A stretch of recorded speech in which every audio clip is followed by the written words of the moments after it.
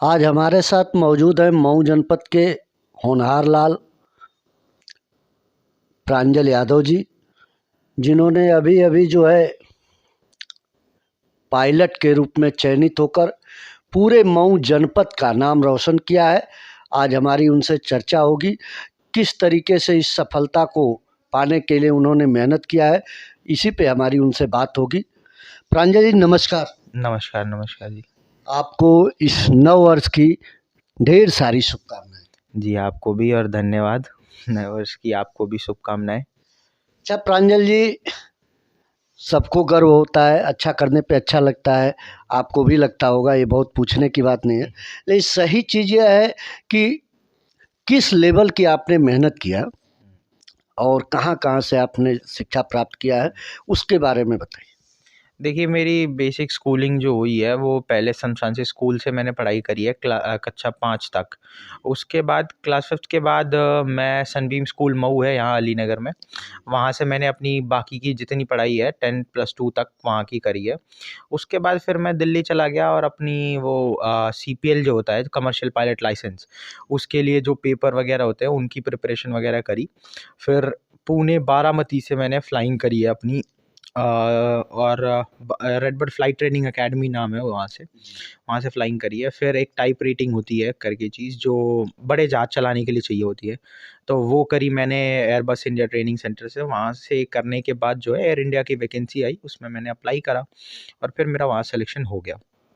रही बात मेहनत करने की, तो मैं बस इतना बताऊँगा कि पिछले 2 साल से मैं अपने किसी भी दोस्त से कॉन्टैक्ट में नहीं था, बस इसी में लगा एकदम हुआ मतलब था। छोड़ दिया था सबको। जी, जी। ना घर वालों से, मतलब घर पे बस माँ-बाप से थोड़ी बहुत बात होती थी, दिन में 10-15 मिनट बात हो जाती, आधे घंटे बात हो जाती थी। उसके बाद फिर यही होता था कि अगले दिन माँ-बाप को भी बात होती थी। और बाकी लोगों से तो मुझे अब मैं धीरे-धीरे लोगों को फ़ोन कर रहा हूँ, तो भले गालियाँ पड़ती हैं थोड़ी, लेकिन हाँ, दोस्त हैं, दोस्त खुश होते हैं आपकी कामयाबी से, तो वो खुश हैं वो भी। तो वो बस 2 गालियाँ दे के छोड़ देते हैं, लेकिन हाँ, 1.5-2 साल तो मैं उनसे कॉन्टैक्ट में नहीं हो पाया था। जी, जी, जी। समय ही नहीं मिल पाता था। अच्छा जब स्कूल में आप पढ़ते थे, तो भाई बड़े लेवल का ये है, तो कब से ये लगता था कि अब जो है हमारी पढ़ाई ऐसी हो रही है कि जो हम सफलता की तरफ चले जाएँगे? देखिए, मुझे कभी ये नहीं लग रहा था कि मेरी पढ़ाई ऐसी हो रही है कि मैं सफल हो जाऊँगा या क्या हो जाऊँ। मुझे ये था कि हाँ भाई, मैं अपने जीवन में पढ़ाई तो करता चलूँ। एक अच्छे जितना मैं मुझसे हो सकता है मैं उतना करता चलूँ, और मेरे घर से भी यही था कि आपसे जितना आपका बेस्ट हो सकता है, आप वो करते जाइए। तो मैं भी बस जीवन में उतना ही करता गया कि मुझसे जितना बेस्ट हो सकता था, मैं वो देता चला गया। बस यही है। अच्छा जैसे नौजवान हैं, तमाम लोग तैयारियाँ कर रहे हैं, आपके इस क्षेत्र में आना चाहते हैं, तो उनके लिए आप क्या कहना चाहेंगे? देखिए, सिर्फ़ इस क्षेत्र में नहीं, जैसे कि ये एक नया क्षेत्र है, तो नया क्षेत्र तो नहीं है, बट हमारे आस-पास के लोगों के लिए नया क्षेत्र नया है, है। क्योंकि इतना यहाँ कोई है नहीं। तो मैं बाकी लोगों से भी यही कहूँगा कि आप अगर कोई आपका पैशन है, आप कोई चीज़ करना चाहते हैं, तो आप पहले उसके बारे में खोजबीन करिए, पता करिए। सिर्फ़ यही नहीं, बहुत से और भी ऐसे क्षेत्र हैं जहाँ आप जा सकते हैं और बहुत अच्छी सफलता हासिल कर सकते हैं। क्योंकि आज के टाइम में ऑप्शंस बहुत ज़्यादा हो गए हैं। लेकिन क्या है कि हमारे आस-पास में या हमारे परिवार के लोग ये चाहते हैं कि अरे बच्चा सरकारी नौकरी पा जाए, स्टेबल हो जाए, या फिर ये डॉक्टर बन जाए, इंजीनियर बन जाए, यही एक मेन स्ट्रीम मेन यही जॉब है, रही है। Doctor, engineer. जी, वो बन जाए बस कर ले। लेकिन ये सिर्फ़ ऑप्शन नहीं, हाँ, किसी बच्चे का मन है डॉक्टर बनने का, वो बिल्कुल बने, उसमें कोई ये नहीं है। लेकिन जिस बच्चे का नहीं मन है, उससे भी उसके माँ-बाप ज़बरदस्ती नहीं तुम डॉक्टर ही बनो। तो मैं यही कहूँगा कि ये सब ना हो, बच्चे को एक्सप्लोर करने दो कि क्या कर सकता है वो और। तो बस अगर वो एक्सप्लोर करेगा, वो अपने पैशन को फ़ॉलो करेगा, तो वो जितनी मेहनत तब डालेगा उस चीज़ में, वो बाकी चीज़ों में नहीं डाल पाएगा उतनी मेहनत। अच्छा परिवार में सबसे अधिक मतलब सपोर्ट किसका रहा जो शिक्षा के क्षेत्र में आपको किसने बहुत सपोर्ट किया? देखिए, वैसे तो पूरे परिवार का मेरा बहुत सपोर्टिव रहा है, और हमारे परिवार में पढ़ाई का बहुत माहौल है। जैसे हम घर में अगर पढ़ते थे, हम 2, मैं और मेरी बहन छोटे थे, तो हम जब पढ़ते थे तो पूरा परिवार शांत हो जाता था। वो लोग आपस में बातें नहीं करते थे कि भाई बच्चे पढ़ रहे हैं, उन्हें डिस्टर्ब होगा। रही बात उसके बाद की, तो मेरे माँ और बाप का ये हमेशा से रहा हुआ है कि तुम पढ़ाई पे ध्यान दो अभी, बाकी किसी चीज़ की चिंता नहीं करने देते थे। मेरी माँ ने ऐसा करा हुआ है कि जब मुझे तैयारी करनी होती थी, पेपर आते थे मुझे, तो मैं सिर्फ़ बेड पे बैठ के पढ़ाई करता था। खाना मुझे बेड पे लाके दे देती थी मम्मी। सब कुछ मेरा काम करना, सारा कुछ कपड़े धुलना, सारा कुछ मम्मी करके दे देती थी एग्ज़ाम के टाइम पे, ताकि बस आप पढ़ाई कर सकें। और सेम चीज़ वही मेरी बहन की अभी 12वीं की परीक्षा है, वो सिर्फ़ पढ़ाई करती है और बाकी चीज़ें घरवाले उसकी मदद करते रहते हैं कि बाकी चीज़ों की उसे कुछ ना करना पड़े। मतलब उनको पर्याप्त समय मिले। बिल्कुल, उनकी जो उनका मेन कंसर्न है वो अपना दिमाग वहाँ लगा सके, बाकी चीज़ें ये जो छोटी-मोटी है वो परिवार अपना हैंडल कर लेगा उनके लिए।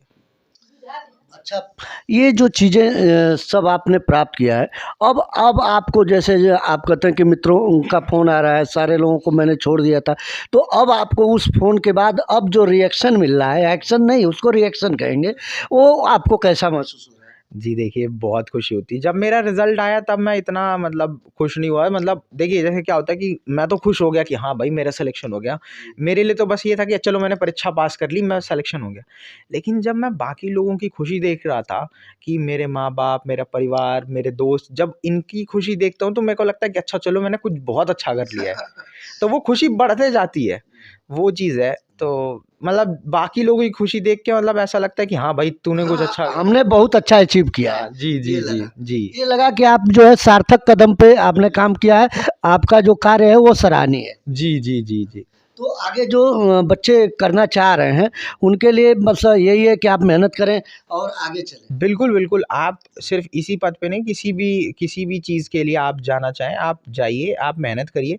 ऐसा नहीं है, हो सकता है कि जीवन में हर किसी के एक बार कोई आदमी फ़ेल होता ही होता है, हर कोई फ़ेल होता है। लेकिन फ़ेलियर का मतलब ये नहीं है कि आप ये कर नहीं पाएँगे। आप जाइए, आप मेहनत करते रहिए, आप ज़रूर हो जाएँगे। अच्छा, पूरे जनपद में आपने नाम रोशन किया है। जनपद के हर कोने से आपको बधाइयाँ मिली हैं। हर राजनीतिक पार्टियों के लोग भी यहाँ आए हैं। सारे लोगों ने आपको सपोर्ट किया है। उस समय आपको और आपके परिवार को कैसा महसूस हो रहा है? देखिए, राजनीति के बारे में तो मुझे बहुत ज्ञान है नहीं, तो उसके बारे में तो मैं कुछ बता नहीं पाऊँगा। लेकिन हाँ, जब भी कोई आता था तो ये जो पार्टी के लोग भी आए हुए हैं, वो कहीं न कहीं मतलब ऐसे परिवार से जुड़े हुए थे लोग, तो इस वजह से आए हुए थे। तो जब भी कोई आता है, मुझे बधाइयाँ देता है, तो मुझसे पहले मेरे पापा खुश होते हैं। तो उनकी खुशी देख के मैं खुश हो जाता हूँ कि चलिए आज मम्मी-पापा मेरे इतने खुश हो रहे हैं, तो वो चीज़ का ही बस मतलब है कि कोई आता है, कोई बोलता है तो बस मैं उसे उसी तरीके से लेता हूँ कि मेरे माँ-बाप को एक ये मिल रहा है, खुशी मिल रही है, तो मैं भी खुश हो जाता हूँ उससे। बहुत आपसे बातें करके अच्छा लगा और प्रांजल जी आपको ढेर सारी जो है अग्रिम बधाइयों के साथ आपसे धन्यवाद करते हैं और अभी आपकी माताजी से हमारी चर्चा होगी। माताजी भी बताएँगी आपके बारे में। मत अच्छा, ये बताइए कि प्रांजल जी जो है, जो बता रहे हैं, काफ़ी मेहनत किया है इन्होंने और इस तरीके से, तो जब अब ये सफलता प्राप्त हुई है और तमाम लोगों ने आपको भी बधाइयाँ दी हैं और तमाम चीज़ें हुई हैं, तो आपको कैसा मतलब महसूस हो रहा है? अच्छा महसूस हो रहा है। अच्छा, ये पढ़ने में काफ़ी पहले से ही तेज़ थे? बहुत तेज़ नहीं थे, ठीक थे। अपने मतलब जितना उनको चाहिए उतना करते थे अपना सारा पढ़ाई-लिखाई, तो ठीक थे। मुझे कोई शिकायत नहीं थी पहले से ही इनसे। ये आपके मतलब गाइडलाइन को फ़ॉलो करते थे? हाँ, एकदम। जो इतना हम लोग कहते थे परिवार के लोग, वो उतना अपना सुनते थे, उतना पढ़ते-लिखते थे।